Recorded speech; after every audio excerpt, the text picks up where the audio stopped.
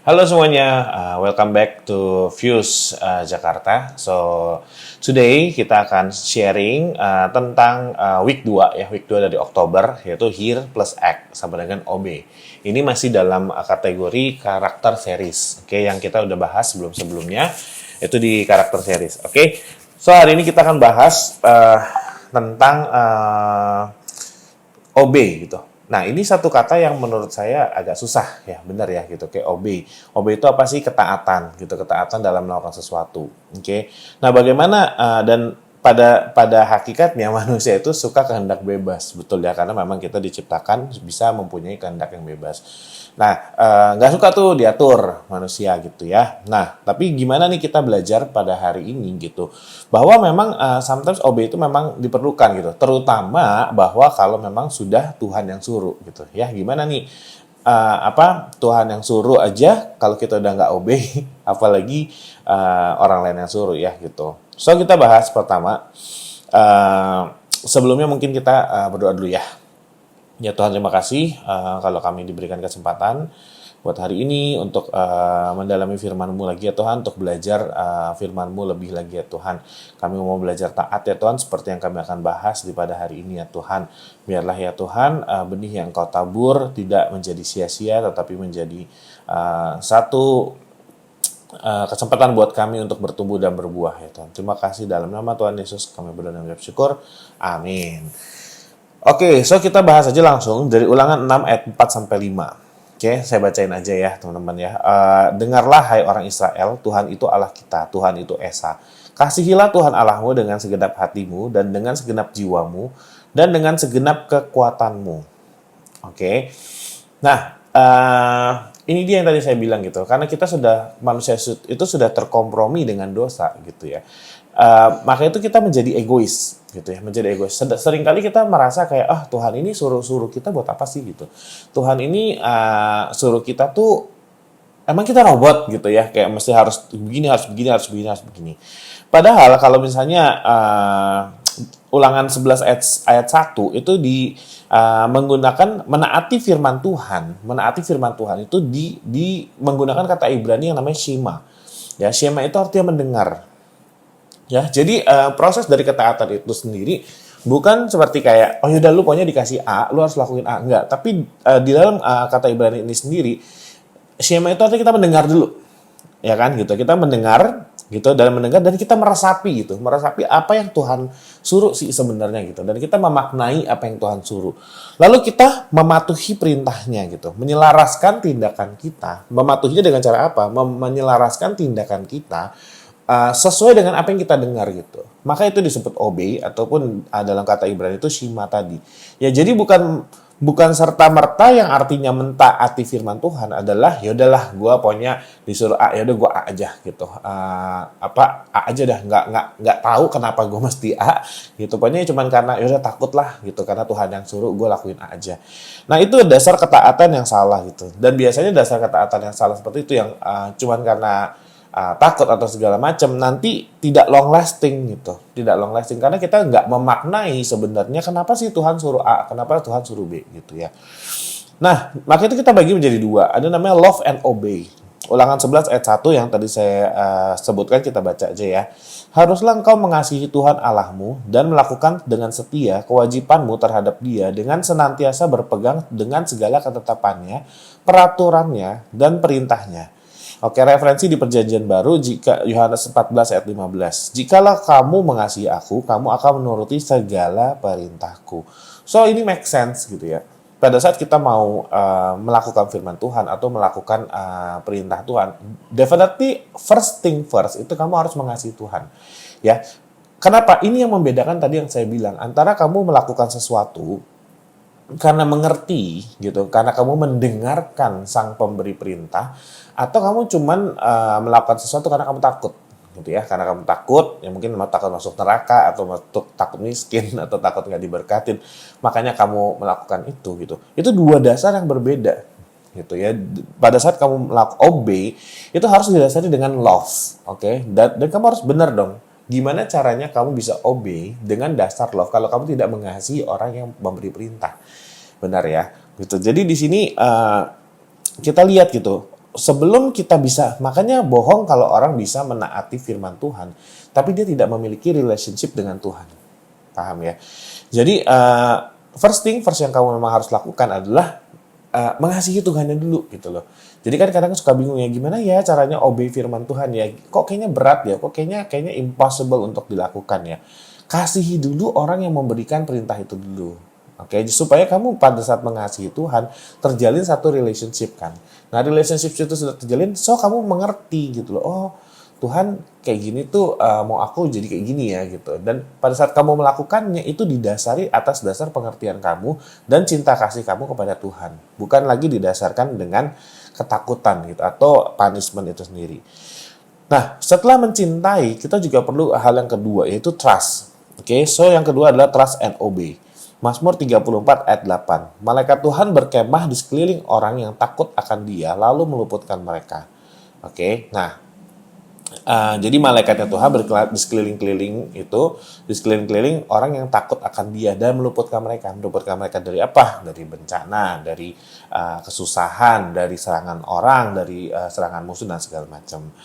Oke, nah ini yang kedua gitu. Kita harus menyadari di Yesaya 55 ayat 8 dijelaskan bahwa pikiran Tuhan itu jauh di atas pikiran kita. Dan kita harus meng-acknowledge bahwa Tuhan itu lebih tahu segalanya dibanding kita. Benar ya? Dan yang terakhir adalah kita harus tahu dan percaya bahwa Tuhan tidak mungkin merancangkan sesuatu yang jahat buat kita. Ya, nggak mungkin dia suruh kita sesuatu kayak makan racun deh gitu misalnya gitu ya. Ngapain gitu kan gitu, atau misalnya lu terjun deh loncat dari jurang gitu yang membawa kita kepada kematian. Nggak mungkin Tuhan tuh suruh sesuatu yang notabene buruk buat kita. Jadi itu harus ada trust-nya itu sendiri. Nah, trust itu bisa didapat dari mana? Dari pengetahuan kamu terhadap Tuhan. Benar ya. Karena kalau kamu semakin mengenal Tuhan, karena kamu mengasihi Tuhan dan kamu mempunyai relationship yang baik dengan Tuhan, so kamu akan semakin mengenal bahwa pribadi Allah itu tidak mungkin merancangkan sesuatu yang jahat kepada kita gitu. Oke, maka itu kita bisa fully trust gitu. Like 100% trust sama Tuhan. Jadi apapun yang Tuhan suruh kepada kita, kita nggak meng-questioning itu kayak masa sih Tuhan ini yang terbaik gitu. Masa sih Tuhan ini yang terbaik buat saya. Jangan-jangan ini mendatangkan kecelakaan gitu. Itu nggak bisa gitu ya. Jadi obey itu didasari oleh dua yang tadi saya bilang. Yang pertama itu adalah love, yang kedua itu adalah trust gitu. So when you love your God and you trust your God, itu it's easier untuk melakukan perintah-perintah Tuhan. Oke, dan kalau dari saya sendiri selalu berpikir kayak gini sih gitu. Jangan pernah berpikir segala peraturan yang Tuhan bikin gitu atau segala perintah Tuhan yang Tuhan bikin yang Alkitab ada itu untuk menyusahkan manusia gitu. Untuk kayak yaudah biar manusia susah aja gitu loh kayak meraih kesempurnaan dan segala macam. Enggak gitu. Kalau kamu lihat ya, pada saat kamu menaati firman Tuhan, siapa yang diuntungkan dalam hal itu? Coba cek lagi gitu. Apakah Tuhan gitu? Tuhan beruntung gitu karena kamu menaati firman Tuhan? Nggak ada. Karena Tuhan itu udah perfect gitu. Tuhan itu sudah sempurna. Kamu menaati atau tidak menaati, dia tetap sempurna. Betul ya? Jadi pada saat waktu kamu menaati firman Tuhan, yang diuntungkan siapa sebenarnya? Kamu. Gitu. Kita semua yang diuntungkan gitu. Karena segala sesuatu yang disuruh Tuhan dan kalau kita menaatinya itu pasti ada upah di belakangnya gitu. Pasti ada maksud yang baik di belakangnya, ada buah yang baik di belakangnya yang akan kita nikmati sebenarnya gitu. Dan kalau kita melenceng daripada firman Tuhan, itu istilahnya lu di luar garansi gitu. Itu bahasa gua ya. Maksudnya kayak di luar garansi apa ya? Maksudnya kayak ya kalau lu melakukan sesuatu yang tidak menuruti perintah Tuhan, jangan expect Tuhan menggaransi hasilnya untuk menjadi baik. Gitu. Kan itu kamu melakukan itu dengan semua mau kamu gitu kan. Dan kita tahu life itu full of consequences ya. Jadi kalau kamu melakukan sesuatu di luar perintah Tuhan, tapi kamu menuntut Tuhan untuk tetap memberikan hasil yang baik kepada kamu, ya mungkin cek lagi ya gitu kok kamu bisa mikir kayak gitu ya. Jadi dipikir aja gitu. Misalnya kalau intinya pilihan di tangan kita gitu. So you want to trust and obey gitu.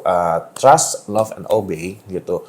Jangan selalu berpikir ini untuk kebaikan Tuhan gitu ya. Itu pikir kalau when you love and when you trust itu and you obey gitu dengan menanggalkan kedaginganmu, ya susah gitu. Tapi selalu berpikir Tuhan kasih ini itu untuk kebaikan aku gitu. Karena kalau aku berhasil melewati step ini, pasti ada sesuatu yang baik yang terjadi pada diriku. Ya, selalu mikir gitu. Dibandingkan dengan, alah apa ini perintahnya kok mau-maunya Tuhan aja nih. Emang gue robot, emang gue apa segala macam. Lagi-lagi boleh nggak? Boleh. Tapi siap nggak terima konsekuensinya gitu. Ya, pada saat kamu bermain dengan rules kamu sendiri, ya itu nanti kamu bermain dengan rules dunia, gitu ya. Konsekuensi-konsekuensi yang kamu harus tanggung, ya harus kamu tanggung. Nggak bisa semua orang bertindak tanpa mempunyai konsekuensi. Oke, so kadang juga orang suka bertanya ya, mungkin ada teman sedikit adalah gimana caranya kita kalau obey, istilahnya kalau Tuhan benar-benar kayak ngomong langsung nih audible di depan kamu jangan ke sana jangan ke sini, probably kita akan lebih gampang kan untuk menaatinya gitu. Yang kita sekarang kurang bisa taati adalah karena kita kadang-kadang suka orang jelas gitu loh, kurang jelas ini suara Tuhan atau bukan gitu.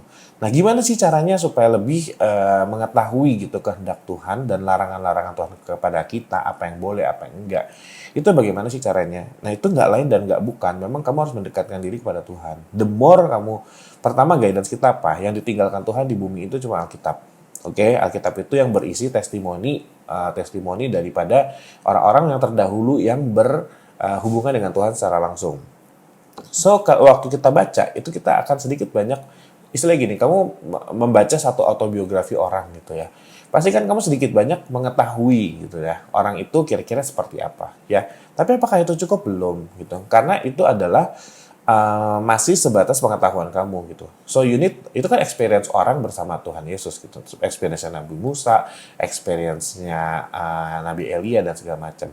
So you need to also make your own experience kan gitu. Untuk kamu benar-benar bisa fully love and fully trust kepada Tuhan gitu. Gimana caranya? Ya berdoa tiap hari, berkomunikasi dengan Tuhan gitu ya. Dan gimana caranya akhirnya, kenapa itu bisa membuat kita menjadi sensitif untuk membedakan mana yang Tuhan suruh, mana yang Tuhan nggak suruh gitu. Karena when you read the Bible gitu, kalau itu misalnya satu autobiografi gitu ya, satu autobiografi itu menceritakan tentang kepribadian satu orang gitu ya.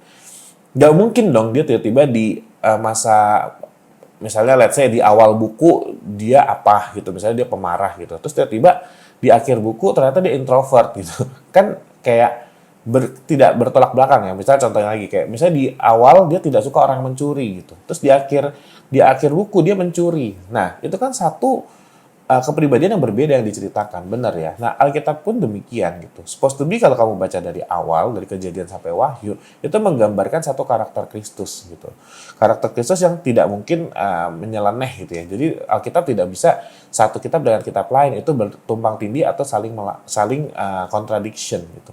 Nah, pada saat kamu baca itu ada keseluruhan dan kamu mengetahui ya kan sifat Allah seperti apa kira-kira ya gitu.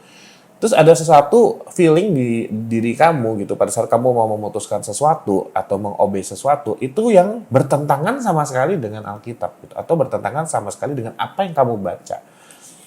Oke, itu kan menjadi alarm buat kamu kan. Oh, so this is not bukan perintah dari Tuhan. Gitu. Kira-kira seperti itu ya. Jadi ya, orang sering ngomong untuk tahu sesuatu yang palsu, you need to know yang aslinya gitu. Ini sama lah gitu. Sebelum kamu, biar kamu bisa obey, so you need to love and trust. Dan gimana caranya? Praktikal dalam kesehariannya gimana? Ya pupuk, bangun hubungan kamu gitu. Baca firman Tuhan lebih sering gitu, berdoa lebih sering. Itu akan membawa kamu lebih dalam lah dalam pengetahuan akan firman Tuhan. Oke, so itu aja conclusionnya. Kita tidak mau menaati Tuhan jika kita tidak mempercayainya terlebih dahulu.